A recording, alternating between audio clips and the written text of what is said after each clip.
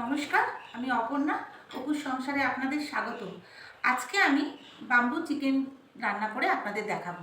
Bamboo chicken রান্নার জন্য আমি এখানে 800 গ্রাম মাংস নিয়েছি, আর নিয়েছি 1.5 চামচ করে সমস্ত মশলা আমি নিয়েছি, যাতে বোঝা যায়। তো আপনারা যখন করবেন তখন ওটা বাড়িয়ে কমিয়ে নিতে পারেন। তার মধ্যে হলুদ গুঁড়ো, লঙ্কা গুঁড়ো, কাশ্মীরি লঙ্কার গুঁড়ো, ধনে গুঁড়ো, জিরে গুঁড়ো, নুন আন্দাজ মতো, চিনি অল্প একটু, আর একটু গরম মশলা জাস্ট ফোড়ন দেওয়ার মতো। ঠিক আছে, এটা হচ্ছে পেঁয়াজ রসুন, 4টে পেঁয়াজ আর 1.5 রসুন আমি এটা বেটে নিয়েছি। বাম্বু চিকেনে রসুন গোটা দেওয়াই নিয়ম, কিন্তু আমি চিকেনটা পেঁয়াজের সাথে বেটে নিয়েছিলাম, আপনারা চাইলে গোটাও দিতে পারেন। আর এখানে আছে কাঁচা লঙ্কা, আদা বাটা, আর টমেটো পেস্ট করা আছে। 4টে টমেটো আমি পেস্ট করেছি। এটা যেহেতু একটু টক টক ভাব হয়, তার জন্য আমি একটু 4টে দিয়েছি, আপনারা চাইলে কম বেশি করে নিতে পারেন। আর এটা পেঁয়াজ কুচোনো দিতে হয়, তাই জন্য কুচোনো রেখেছি, আর ধনে পাতা। এই হলো আমার উপকরণ। এবার আমি রান্নার প্রসেসে চলে যাব। মাখিয়ে রেখেছিলাম, আপনারা চাইলে এমনিও মাখিয়ে রাখতে পারেন, নুন দিয়ে। যদি দই না থাকে, নুন আর সর্ষের তেল দিয়েও আপনি মাখিয়ে থাকেন। আমি কিন্তু এই মশলাটা এই যেহেতু আমি বাসের মধ্যে করব, তার জন্য এটা এর মধ্যেই আমি সব দিয়ে দিলাম, নুনটাও এর মধ্যে দিয়ে দিলাম।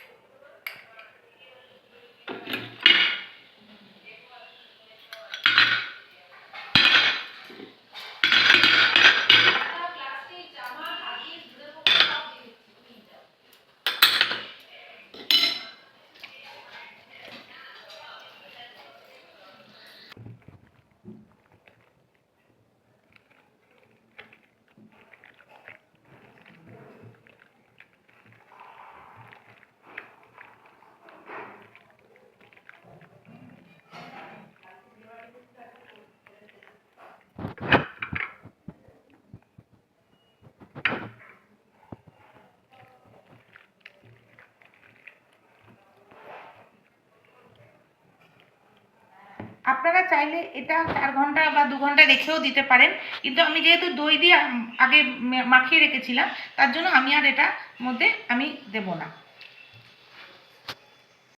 মিক্সড করে আগে ভালো করে মাখিয়ে নিয়েছি গাগুলো, তাহলে পুড়ে যাবে না। আর এবার আমি এর মধ্যে 1 চামচ ঘি দিয়ে দেব এটার মধ্যে। এবার আমি একটু তেল দিয়ে দেবো এতে। সর্ষের তেল দেবেন আপনারা, এটাতে সর্ষের তেল দিলেই টেস্টটা ভালো আসবে। এবার এটাকে আমি যেটুকু পেঁয়াজ ছিল সেটুকু আমি এর মধ্যে দিয়ে দেবো, আর ধনে পাতা কুচি করে রেখেছিলাম সেটাও দিয়ে দিচ্ছি।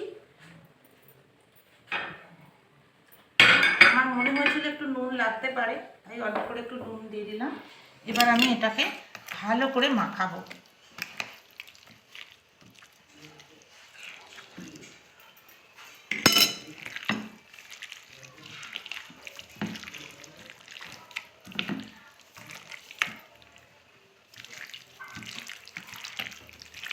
এবার আমি এই বাঁশের মধ্যে এগুলো দিয়ে দেবো। আমি এর মধ্যে আগে ঘি দিয়েছি বলেইছি, আর একটা কলা পাতা দিয়ে দিয়েছি। এবার একটু এটার মধ্যে একটা একটা করে ঢুকিয়ে দেবো।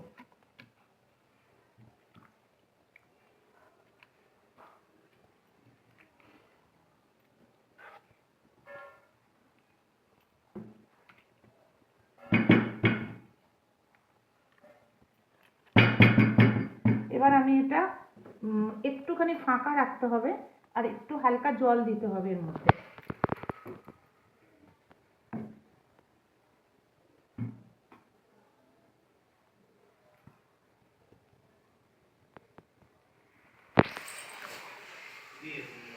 একটু জল দিতে হবে। এবার আমি এটা একটু ফাঁকা রাখতে হবে, না হলে এটা ফুটবে, তো তার জন্য এটা ফাঁকা রাখতে হবে। এবার আমি কিছু কলা পাতা আমি পেস্ট করে এর মধ্যে আগে থেকে দিয়ে দেবো।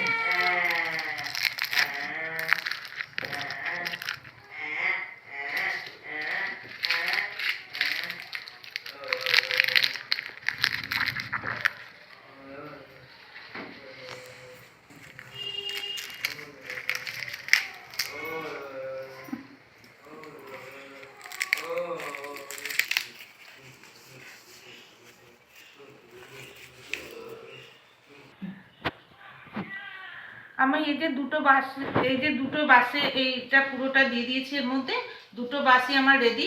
এবার আমি ওপরে যাব, ওখানে একটা কাঠের উনুন তৈরি করা হয়েছে, এবার ওটার মধ্যে আমি এটা নিয়ে যাব। আমি গিয়ে তারপর আবার দেখাচ্ছি। এবার এর মধ্যে উনুন বানানো হয়েছে, সেই উনুনের মধ্যে এটা দেয়া হচ্ছে। এই যে আমি এটা দুটো তৈরি করে এর মধ্যে দিয়ে দিচ্ছি। এবার এটা এই কাঠের উনুনে যতটা জাল হবে তত সুন্দর তাড়াতাড়ি পুড়ে যাবে।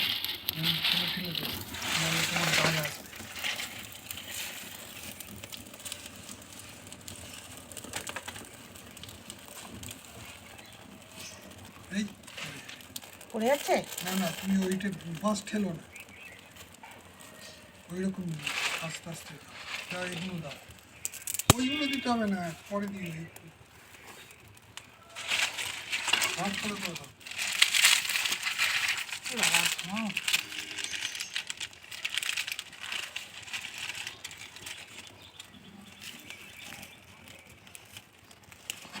এই ওইটা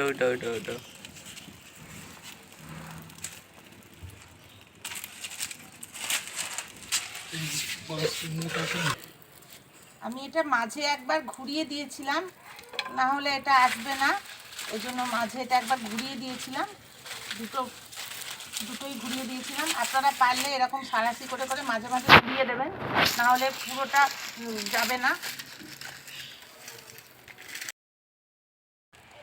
আমি এটা তুলেছি, এবার আমি এটা ছাদের মধ্যেই আমি এটা একটা জায়গাতে বসে এটা দিয়ে আমি নামাবো, নামিয়ে দেখবো কেমন কি হয়েছে। জানি না ভেতরে কতটা কি হয়েছে। মধ্যে চিকেন,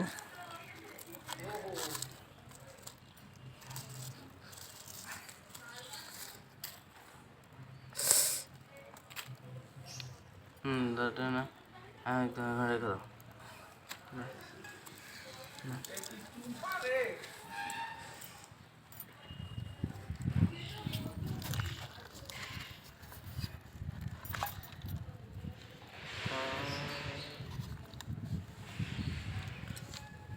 দারুণ গন্ধ বেরিয়েছে। এই যে একটা খুললাম, আর একটা খুলছি, দেখাচ্ছি আপনাদের। অসুবিধা হবে, হ্যাঁ এইটা হবে।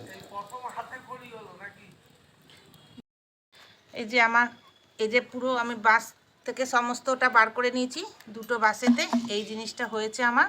এই যে এরকম দেখতে হয়েছে, দেখুন কেমন হয়েছে। জানি না কেমন খেতে হবে, আমি এই প্রথম করলাম।